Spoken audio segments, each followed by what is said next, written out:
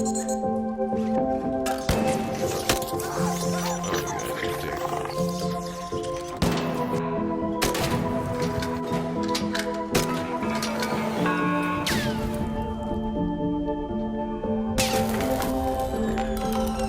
demanding Embark reinvent the wheel. No, seriously, if you've been on Discord lately, the Arc Raiders community is a total digital war zone over the Great Divide, PvP versus PvE.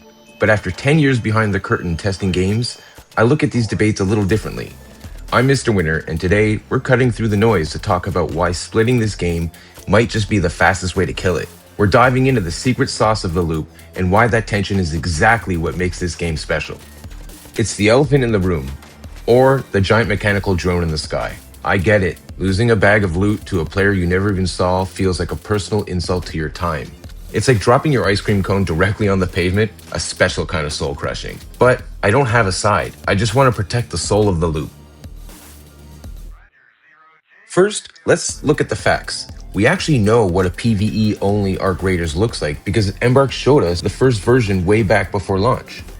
Originally, the game leaned heavy into the us versus machines vibe, but the developers realized a cold truth. Pure PvE wasn't creating enough tension. If we go full PvE now, the first 3 hours would be a total vacation. You're scavenging through the ruins, admiring lighting, and bullying the AI that frankly isn't ready for your level of sweat.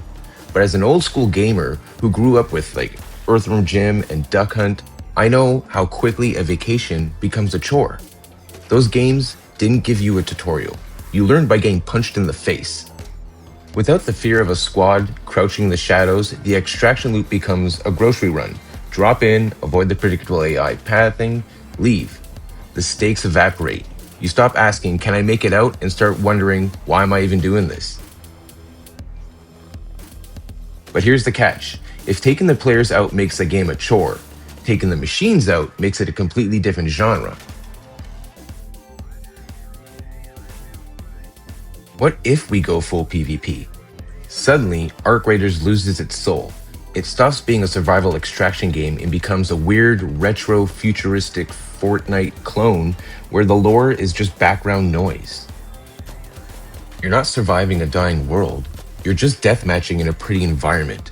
The economy would implode, and the Raider part of the title gets replaced with TDM enthusiast.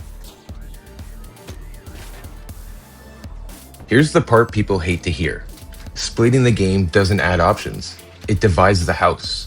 You're asking Embark to build two different games at once, and in my experience, that's the fastest way to ensure both of them feel half-finished. That's a recipe for longer queues, divided dev resources, a dying game. That secret sauce I mentioned earlier, it's that knot in your stomach you get when you hear footsteps. That's a feeling you just can't replicate in a safe mode. At the end of the day, these are just my thoughts. I'm not here to tell you how to feel. I have a comment section for that, and I generally want to hear your side of things.